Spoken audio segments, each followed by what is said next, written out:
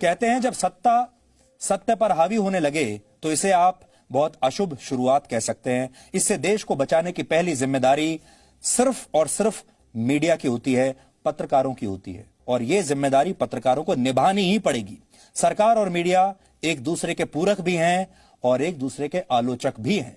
दोनों को एक दूसरे के काम में घुसपैठ नहीं करनी चाहिए, बल्कि एक दूसरे पर नजर रखनी चाहिए। लेकिन इसमें किसी को भी लक्ष्मण रेखा नहीं लांघनी चाहिए। लेकिन अब तो किसी तरह की कोई रेखा बची ही नहीं है। लक्ष्मण रेखा की तो बात ही क्या करें।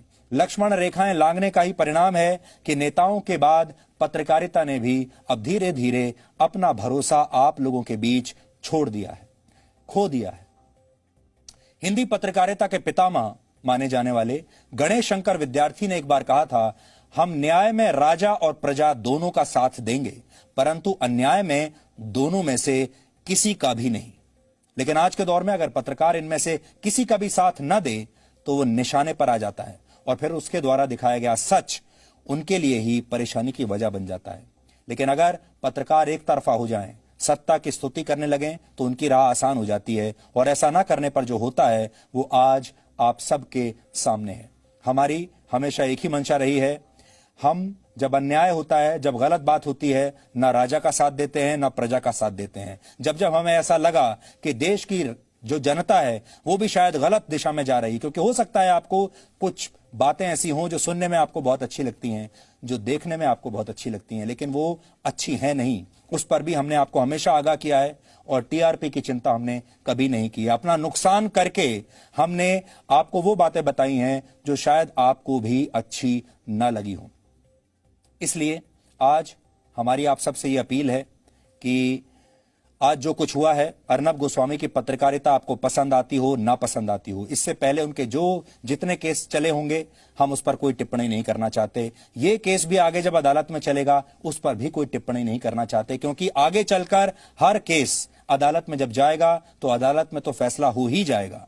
लेकिन आप जानते हैं हमारे देश में अदालतों में फैसला 1-2 दिन या 2-4 महीने में नहीं होता, 10 साल लगते हैं, 15 साल लगते हैं, 20 साल लगते हैं। तो क्या 10 साल किसी पत्रकार को ऐसे ही झूठे भ्रम में रखना क्या सही होगा? क्या 20 साल किसी पत्रकार को क्लीन चिट लेने के लिए इंतजार करना पड़ेगा और तब तक पूरी सरकार और पूरी पुलिस उसे अपराधी मानती रहेगी? ये बात बहुत गलत है और आज हम इसका विरोध करना चाहते हैं। अदालती कार्रवाई में हम कोई विघ्न नहीं डालना चाहते, पुलिस की कार्रवाई में कोई विघ्न नहीं डालना चाहते, अगर वो सही मंशा के साथ की गई है तो। इसलिए आज हम अर्नब गोस्वामी के साथ हैं, आज हम लोकतंत्र के साथ हैं और आज हम ये कहना चाहते हैं कि आज जागने का दिन है। आज जो कुछ हुआ है, अगर आज नहीं जागे तो ये किसी के साथ भी हो सकता है, किसी भी राष्ट्रवादी पत्रकार के साथ हो सकता है, किसी भी सच बोलने वाले पत्रकार के साथ ये हो सकता है। और ये वो दिन होगा जब आने वाली पीढ़ी के लोग पत्रकारिता में आना ही बंद कर देंगे और लोगों को यह समझ में आ जाएगा कि सच बोलने में कोई फायदा नहीं, नीरा राडिया की लिस्ट बनाने में ही फायदा है, अगली सरकार में कौन कौन मंत्री बनेंगे ये तय करने में ही फायदा है, किस पार्टी को कहां फायदा पहुंचाना है ये तय करने में ही फायदा है। इसलिए आप सब लोग सोचिएगा आज जरूर, क्या पत्रकारिता छोड़ने का समय आ गया है? आज इसी पर विचार चल रहा है आप लोगों के साथ। वर्ष 2017 में मैंने एक टेड टॉक किया था और वो पत्रकारिता पर था, और 2017 में मैं नहीं जानता था कि मैं उस समय जो बात कह रहा हूं वो 3 साल बाद बिल्कुल सही साबित हो जाएंगी। आज आपको यह देखना चाहिए कि उस टेड टॉक में 2017 में, आज से 3 साल पहले, किन बातों पर चर्चा हुई थी।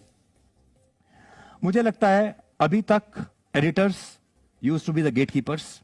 वो ये तय करते थे कि आप क्या देखेंगे, कितने बजे देखेंगे। आप रात में 9 बजे का इंतजार करते थे, अगले दिन सुबह अखबार का इंतजार करते थे। वो इंतजार खत्म हो गया, कंटेंट लिबरेट हो गया, कंटेंट आजाद हो चुका है, एडिटर्स की मुट्ठी से भी आजाद हो चुका है, अखबार के मालिक, चैनल के मालिक की मुट्ठी से आजाद हो चुका है, सरकार से आजाद हो चुका है। तो मुझे ऐसा लगता है आने वाले जो 20 साल हैं बहुत शानदार 20 साल होने वाले हैं। एक ही चीज की कमी आपको लगेगी, वो है क्रेडिबिलिटी, और सबसे ज्यादा जो अब आप प्रीमियम पे करेंगे इसके बाद, वो करेंगे विश्वसनीयता पर, क्रेडिबिलिटी पर, क्योंकि टेक्नोलॉजी बहुत आ गई लेकिन विश्वसनीयता नीचे जा रही है। इसलिए यू विल हैव टू पे प्रीमियम ऑन क्रेडिबिलिटी। इसलिए टेक्नोलॉजी देखनी है, मल्टीपल स्क्रीन्स देखने हैं और क्रेडिबिलिटी पर ध्यान रखना है। आने वाले दिनों में आप जिस चीज को खोजेंगे वो क्रेडिबिलिटी होगी। आज आपको कंटेंट सारा मिलता है देखने के लिए, तुरंत आपके पास तस्वीर आ जाती है, वीडियो आ जाता है, लेकिन आपको यह समझ में नहीं आता कि यह वीडियो आज का है या 1 साल पुराना है। इसीलिए न्यूज चैनल्स में और अखबारों में एडिटर्स रखे जाते हैं, क्योंकि एडिटर आपको यह बताता है कि इस पर विश्वास करना चाहिए या इस पर विश्वास नहीं करना चाहिए। और आने वाले दिनों में जिस तरीके से दुष्प्रचार इस वक्त चल रहा है, आई थिंक आपको इसी का प्रीमियम आपको देना होगा और यही आपको सबसे बड़ी चुनौती होगी कि how to get credible news but within your pocket any time anywhere.